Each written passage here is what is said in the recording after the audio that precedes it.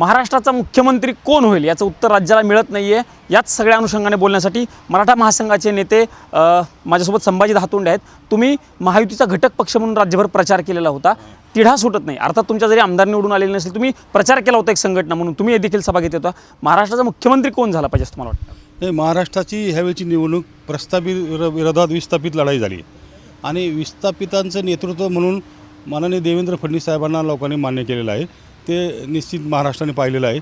वारकरी संप्रदाय असेल, शेतकरी आणि समाज असेल, हे सर्व लोक आज देवेंद्र फडणवीस साहेबांच्या नेतृत्वाखाली आज महाराष्ट्रामध्ये लोक समाज एकत्र आलेला आहे त्यांच्याबद्दल। दहातोंडे साहेब, तुम्ही म्हणताय देवेंद्र फडणवीसांसोबत, पण महायुती म्हणून निवडणुका लढलेल्या होत्या, एकनाथ शिंदेच्या नेतृत्वात लढलेल्या होत्या, फडणवीसांच्याच नावावरती शिक्कामोर्तब का केलं पाहिजे? नाही, काय झालं आहे, महाराष्ट्राचे मुख्यमंत्री ज्यावेळेस देवेंद्र फडणवीस साहेब होते त्यावेळेस मराठा समाजाला आरक्षण दिलं, सारथी नाव संस्था काढली, अण्णासाहेब पाटील महामंडळ पुनरुज्जीवित केलं आणि अनेक असे योजना आहे का, जलयुक्त शिवार असतील, हे सगळं देवेंद्र फडणवीस साहेबांनी राबवलं। परंतु एकनाथ शिंदे साहेबांनी सुद्धा खूप मोठं काम केलेलं आहे राज्यामध्ये। 2.5 वर्षाच्या काळामध्ये त्यांचा काळ खूप चांगला झाला, समाजासाठी सुद्धा काम केलेलं आहे। परंतु आम्हाला सगळ्या विस्थापित जी मंडळी आहे महाराष्ट्रातली, एक महाराष्ट्रामध्ये प्रस्थापित विस्थापित लढाई महाराष्ट्रामध्ये झाली यावेळच्या निवडणुकीमध्ये आणि विस्थापिताचं नेतृत्व देवेंद्र फडणवीस साहेबांनी केलं, एकनाथ शिंदे साहेबांनी बी केलं। परंतु देवेंद्र फडणवीस साहेबांच्याच नावावर का मी विदर्भाचा दौरा केल्यानंतर देवेंद्र फडणवीस साहेबांना खूप लोक विस्थापित लोक मानतात आणि विस्थापित मराठा आज देवेंद्र फडणवीस साहेब आज काही महाराष्ट्रामध्ये ठराविक कारखानदार प्रस्थापित मंडळी 10% सोडली।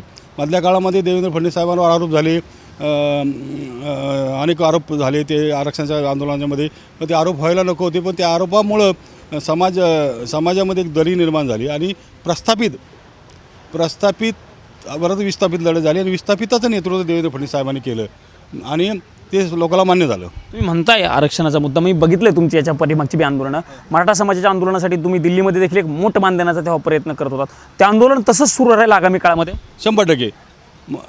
खरं तुम्हाला सांगू का, हे जे आंदोलन महाराष्ट्रात झालेलं आहे हे चुकीचं आंदोलन झालेलं आहे। ठीक आहे, चांगलं झालं, समाज एकत्र आला, समाजाचं नेतृत्व तयार झालं आणि आम्ही बी मराठा महासंघाने त्याचा सक्रिय सहभाग घेतला, परंतु व्यक्तिद्वेषापोटी आंदोलन ते संपलं।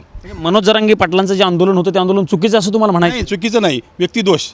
आंदोलन चांगलं होतं, पण एखाद्या व्यक्तीला टार्गेट करून ते आंदोलन यशस्वी होत नसतं। आता मराठा महासंघ 125 वर्षाची संघटना आहे, ती संघटना आपण दिल्लीमध्ये गेल्यास तुम्ही सगळे होतात, आपण दिल्लीमध्ये आंदोलन केलं, मराठा आरक्षणाची किंवा कोणत्याही आरक्षणाची मर्यादा वाढवल्याशिवाय आरक्षण मिळत नाही आणि ते दिल्लीतच होऊ शकतं, म्हणून दिल्लीमध्ये आमचं आंदोलन कायम सुरू राहणार आहे। मनोज जरांगे पाटलांच्याच विषयी मी प्रश्न विचारतो परत एकदा। सध्या मनोज जरांगे पाटलांचं जे आंदोलन सुरू, त्यांनी घोषणा केलेली आहे काल की आम्ही आगामी काळामध्ये पुन्हा एकदा उपोषणाचा त्यांनी मार्ग स्वीकारणार आहेत, त्यांच्या आंदोलनाला तुमचा पाठिंबा असणार, कारण इथून मागच्या आंदोलनाला तुम्ही त्यांना पाठिंबा देताना बघायला मिळालं। त्यांच्या आंदोलनात त्यांनी एक वाक्य बोलले, सगळ्यात महत्त्वाचं वाक्य आहे की देवेंद्र फडणवीस साहेब मुख्यमंत्री झाले, तुम्ही आंदोलन सुरू करील, असं कसं काय? मनोज जरांगेंचं आंदोलन फक्त देवेंद्र फडणवीसांच्या विरोधात हे शक्य नाही आणि ते आंदोलन सगळं मुडीत निघलेलं आहे। मुडीत म्हणजे ते आंदोलन विस्थापित मराठा समाजाने अमान्य केलेलं आहे, त्यामुळं मनोज जरांगेंच्या आंदोलन तुमचा पाठिंबा अजिबात नाही, पाठिंबा नाही असण्याचं काय कारण नाही। त्यांचं चांगलं आंदोलन होतं, ते कोणाचं नाव घेत नाही ना, एक वैयक्तिक नाव नसतं घेतलं तर आम्ही सगळे होतो, मुंबईतसुद्धा आम्ही आंदोलनामध्ये सहभागी झालो होतो, परंतु ते वैयक्तिक नाव घेणं हे चुकीचं आहे। हे मराठा महासंघाचे नेते संभाजी दहातोंडे होते आणि त्यांनी म्हटलेलं आहे की मनोज जरांगे यांचं आंदोलन जे आहे ते व्यक्तिदोषातून आहे, असा महत्त्वाचा गंभीर आरोप जो आहे तो संभाजी दहातोंडे यांनी मनोज जरांगे पाटील यांच्यावरती करत असतानाच महाराष्ट्राचे मुख्यमंत्री देवेंद्र फडणवीसच होतील अशा पद्धतीची देखील एक विश्वास जो आहे तो संभाजी दहातोंडे यांनी साम टीव्हीशी बोलताना व्यक्त केला आहे। कॅमेरामन राजीव गौतम समी, प्रमोद जगताप, साम टीव्ही न्यूज, नवी दिल्ली।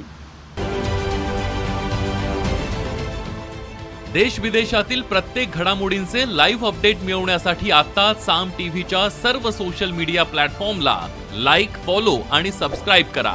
तसंच सर्व नोटिफिकेशनसाठी बेल आयकॉन प्रेस करायला विसरू नका।